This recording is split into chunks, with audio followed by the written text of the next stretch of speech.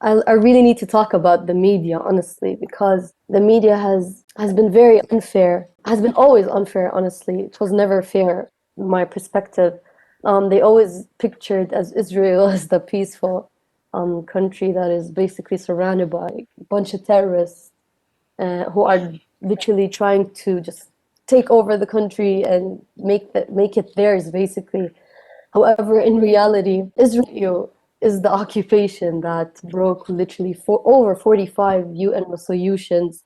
And also, Israel is the occupation that left out over 5.2 Palestinians from the corona vaccinations. Yet, we are only taught about one side, and the other side we are literally blunt about. I think what needs to change is that Germany and EU politicians must stop being superior over what is like not seeing being superior and passive and complicit in supporting and being blind about what Israel is doing for the Palestinian for the last year. Actually, real, not worrying statements or condemnation statements have to be happen. Actually, sanctions have to be put in a state like Israel, which violate and actually doing every 2 years or 3 years a massacre against the Palestinian where they kill over thousands of people, injuring many. Actually, Israel have already destroyed much of the infrastructure of, let's say, just only Gaza during the last massacre. I'm not saying any of other issues that where Israel have shattered the economy of the Palestinians and made them very dependent continues to make them very dependent on Israeli fences and Israeli permits and Israeli like management of this Nakba, I would say, and this very ongoing catastrophe that exceed a catastrophe and became against humanity that Germany in World War II have done, and now they are actually giving immunity to Israel with all the war crimes against humanity. And what should happen is that actually a very sustained change of discourse where Israel cannot any longer be protected by countries like Germany and by politicians like German politicians, and also by media like German media, who are actually very complicit and very failing to understand and learn the right lessons from humanity and what have been done 100 years ago in Germany against the Jewish people, when now Zionist group of now so-called Israelis, have already made horrible, actually immoral, illegal occupation and colonialism and inhumane catastrophe in the last 70 years, which can be actually one of the most inhumane catastrophe that happened in the last. So I think people have to wake up and stop standing behind and try to resolve the dark history that Israel continues to create in our hearts, while seeing refugees, Palestinians, and refugee camps and also checkpoints and walls have been being built between Palestinians, where Palestinian lives in ghettos, and all actually because of the Israeli modern colonialism that use Palestinian as a battle test field and test laboratory, for their weapons and their arms and to sustain them, while claiming that they are fighting for their own security. Ich glaube, die Perspektive des palästinensischen Schulkindes, dessen Eltern einfach nur wollen, dass das Kind Ausbildung kriegt und sicher in die Schule gehen kann. Also das ist natürlich jetzt so plakativ gesagt, aber so diese Alltagsperspektive der Leute, die in der Westbank, im Gazastreifen und so leben und wo einfach der ganze Alltag so zerstückelt ist. Ich glaube, die Perspektive kommt oft nicht an und da steht viel mehr so die der radikalen Hamas oder so im Vordergrund und wenn man die dann anguckt, sagt man, oh, wir müssen die eindämmen oder so und man sieht nicht die ganz normalen Menschen. Und was glaube ich auch wichtig wäre, ist im Hintergrund oder so zu sehen, dass es sich, ich meine, ich bin keine Psychologin, aber mehr oder weniger um traumatisierte Generationen handelt. Genau, also auf israelischer Seite einfach die Trauma durch den Holocaust und auf palästinensischer Seite die Traumata einfach durch Vertreibung, durch immer weitergehende Gewalt, so dass man nicht immer unbedingt mit einer ganz rationalen Sichtweise daran gehen kann. Da wissen Psychologen wahrscheinlich besser, wie man auf so einer Ebene dann Konflikte löst. Also ich sehe mich jetzt auch nicht imstande, den Konflikt auf die Schnelle zu lösen, aber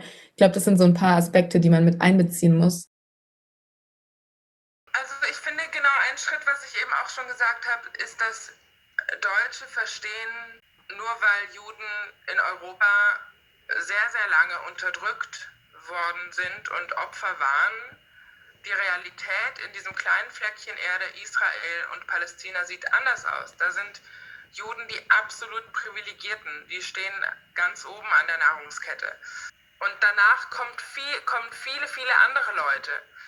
Und die sind aber auch da. Also es ist ja auch nicht nur, es gibt irgendwie die Juden, das sind die Israelis, und dann gibt es die Palästinenser, das sind die Leute, die in Gaza leben. Nee, das System ist so komplex designt worden, dass es eben nicht mehr gibt A gegen B und A unterdrückt B, sondern es ist A und dann 20 andere Sachen mit unterschiedlichsten Rechtsformen und Privilegien und Sicherheiten und damit aber auch Bedürfnissen, dass die selber sich kaum zusammen formieren können und sagen, okay, wir gemeinsam, wir wollen jetzt ABC, wir fordern jetzt das und das und das. Weil die fordern alle unterschiedliche Dinge, weil sie unterschiedliche Dinge haben.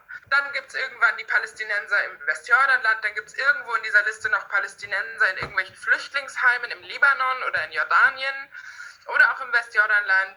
Dann gibt es Palästinenser, die irgendwie Arzt an der Charité sind in Berlin und da irgendwie ihr Leben haben. Die tauchen auch irgendwo auf in dem Geflecht. Und dann gibt es die Menschen, die in Gaza eingesperrt sind und keine Medikamente haben und irgendwie wirklich wie die Fliegen verrecken.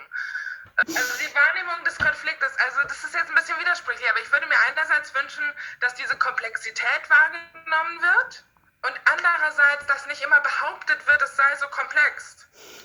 Also es wird immer so behauptet, das ist so schwierig und es ist so viele und die Geschichte und ich bin so befangen und es ist so kompliziert, die Geschichte.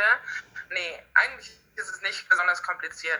Es gibt coole Organisationen, also ich weiß zum Beispiel Jewish Voice for Peace in den USA haben ein sehr, sehr cooles Video gemacht. Ein kleiner Comic, der dauert 4 Minuten, der erklärt eigentlich die ganze Story so bis 2000 ungefähr. Ne? Und zwar auf eine sehr gute Art und das ist nicht so schwer. Es müsste sich eine Wahrnehmung ändern von Juden. Es müsste sich eine Wahrnehmung ändern vom Konflikt. Es müsste aufgehört werden, diesen ganzen Mist als Konflikt zu bezeichnen, weil diese Sprache was Falsches suggeriert. Auch trauen, Dinge beim Namen zu nennen. Ich wünsche mir eben diesen Mut, sich mit diesen Sachen zu beschäftigen, um dann zu seinen eigenen schlauen Schlüssen zu kommen. Ich mache meistens die Erfahrung, die Mehrheit, denen fehlt vor allem, glaube ich, Mut, sich damit zu beschäftigen und auch unangenehme Widersprüche auszuhalten. Ich finde, in der öffentlichen Wahrnehmung, vor allem in Deutschland, in den Nachrichten, ist es halt immer, es wird halt nur darüber berichtet, wenn eine von beiden Seiten irgendwelche größeren Militäraktionen oder sowas. Und ich finde, da wird halt zu wenig darauf eingegangen, dass es in dem Land halt, dass es auch ganz viel einfach Araber und Juden gibt, die da halt zusammenleben und die halt friedlich Nachbarn sind und super miteinander auskommen und dass das halt nicht die Mehrheit der Gesellschaft dort ist, die diesen Konflikt quasi eskalieren will, sondern dass das immer einzelne Gruppen nur sind. I think the cooperation between every society.